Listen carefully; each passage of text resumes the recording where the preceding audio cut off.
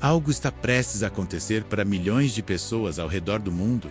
Esse algo já foi anunciado. Ele não depende de opinião públicas, nem de circunstâncias políticas, nem de previsões humanas. Está escrito, e muitos creem que já começou a se aproximar entre as diversas igrejas cristãs. Os adventistas do sétimo dia se destacam por levarem muito a sério as profecias bíblicas. Para eles, não se trata apenas de interpretações, mas sim de advertências. Algumas profecias já se cumpriram ao longo da história, mas outras não. E, exatamente, os adventistas aguardam quais eventos ainda estão por vir, segundo a sua compreensão das Escrituras. E por que essas profecias continuam relevantes até hoje. Neste vídeo, vamos apresentar as principais profecias ainda não cumpridas de acordo com o Adventismo e o que elas revelam sobre o futuro da fé cristã no mundo. Se você valoriza o estudo das profecias e deseja acompanhar conteúdos que aprofundam a fé cristã, peço que considere apoiar nosso trabalho. Curta este vídeo, inscreva-se no canal e ative o sininho para receber todas as atualizações e, se desejar ajudar de forma especial, seu apoio é muito importante para nós. Muito obrigado. Valeu demais. A raiz profética do Adventismo. Desde os seus primeiros dias, o movimento adventista esteve profundamente ligado ao estudo das profecias bíblicas. O nome adventista já carrega consigo a expectativa de um acontecimento, a segunda vinda de Cristo, e essa expectativa não surgiu do nada. Ela foi construída com base em uma leitura minuciosa dos livros de Daniel, Apocalipse, guiada por um princípio profético chamado historicismo, que interpreta a profecia como uma sequência contínua de eventos históricos. Foi esse método que levou os primeiros adventistas a identificarem eventos passados, como a queda de impérios e o surgimento de poderes religiosos, como partes do cumprimento profético, mas também os levou a crer que ainda existem eventos importantes a se cumprir. Especialmente no tempo do fim, para os adventistas, essas profecias não são apenas previsões, elas são um mapa, e esse mapa aponta para acontecimentos que vão impactar a fé, a liberdade religiosa e a vida espiritual de milhões de crentes. Esta profecia 1, o decreto dominical, o ataque final à liberdade de consciência. A profecia do decreto dominical é talvez uma das mais emblemáticas e debatidas dentro do Adventismo, porque toca num ponto sensível que envolve liberdade religiosa, obediência a Deus e a luta contra imposições humanas.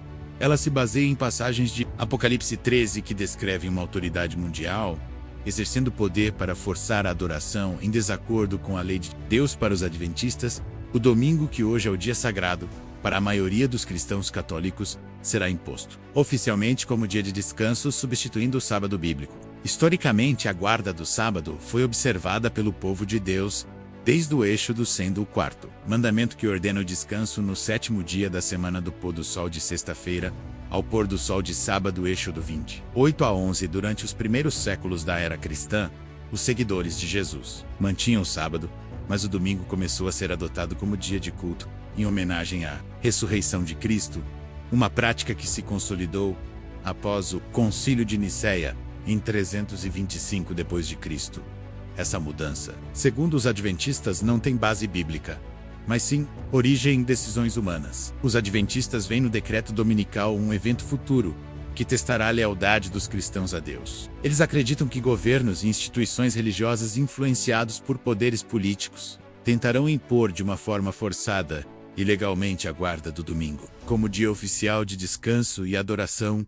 Quem insistir em guardar o sábado, segundo essa perspectiva, será discriminado, perseguido ou até mesmo marginalizado. Isso configura para eles um momento crítico de resistência e fidelidade. Além disso, essa profecia levanta debates importantes sobre a liberdade pessoal e o papel da autoridade civil e religiosa na vida espiritual. Para os adventistas, Deus é soberano, e a verdadeira adoração deve respeitar seus mandamentos, independentemente das leis humanas. O decreto dominical, portanto, não é apenas uma questão de calendário, mas uma questão espiritual e ética, sinalizando o início da grande crise do fim dos tempos. Segundo a profecia, a grande tribulação, a última provação do povo de Deus. A grande tribulação, tema central nas profecias bíblicas, é para os adventistas um período de sofrimento e provação sem precedentes, onde a fé dos verdadeiros seguidores será posta à prova. Essa tribulação está descrita em diversos textos bíblicos, como Mateus 2:4 e 21. Daniel 12, 1, Apocalipse 7, 14, é caracterizada pela perseguição religiosa, crises sociais e instabilidade global para os adventistas. Vivemos hoje num contexto que parece se alinhar com os sinais pré-tribulacionais, conflitos internacionais, pandemias crescentes, restrição das liberdades, perseguições religiosas em diferentes partes do mundo e tensões econômicas. Eles interpretam que essas crises são uma preparação para o tempo mais intenso da tribulação, que será um teste de fé para a igreja verdadeira. Durante esse período, o decreto dominical, que mencionamos anteriormente, será imposto com vigor, forçando uma escolha clara entre obedecer a Deus e seguir as ordens humanas. Os fiéis que mantiverem a guarda do sábado e rejeitarem o decreto sofrerão perseguição, marginalização e até mesmo mortes. De acordo com essa visão profética, a tribulação, portanto, é vista como um tempo de julgamento e purificação. Por fim, a grande tribulação não é apenas um tempo de sofrimento, mas também de esperança, pois ela prepara o terreno para o retorno de Cristo e o estabelecimento do reino eterno. É um convite à perseverança, à oração constante e à comunhão com Deus, para que ninguém desanime ou abandone a fé. Terceira profecia: o retorno visível de Cristo, a promessa que muda tudo para os adventistas. A segunda vinda de Cristo é o evento mais esperado e decisivo da história humana. Diferente de outras crenças cristãs, que veem esse retorno como simbólico espiritual, eles acreditam que será uma manifestação literal visível para todos, conforme está descrito em Apocalipse 1, 7: eis que vem com as nuvens e todo olho verá. Essa expectativa fundamenta toda a espiritualidade e missão do adventismo. Essa vinda será acompanhada de sinais grandiosos, como os descritos em Mateus 24, 9 a 31, incluindo fenômenos cósmicos e o toque da trombeta divina que reunirá os eleitos. Para os adventistas, esses sinais não são apenas símbolos, mas acontecimentos reais que mostrarão a autoridade e o poder de Cristo em todo o mundo. Além disso, eles acreditam que esse retorno trará o julgamento final, o fim da injustiça e o começo de um novo tempo, onde Deus estabelecerá seu reino eterno. A expectativa pela vinda literal de Jesus motiva os fiéis a manterem vigilância, santidade e dedicação constante à fé, pois ele pode voltar a qualquer momento. E por fim, essa profecia representa uma esperança viva e uma garantia de que, apesar das dificuldades atuais e das profecias que ainda se cumprem, Deus cumprirá a sua promessa de restaurar todas as coisas, dando sentido e propósito à vida daqueles que permanecem fiéis. Quarta profecia: a ressurreição dos justos, o amanhecer da eternidade. A ressurreição dos mortos é uma crença central para os adventistas, que afirmam que a morte é um estado de sono inconsciente até o retorno de Cristo.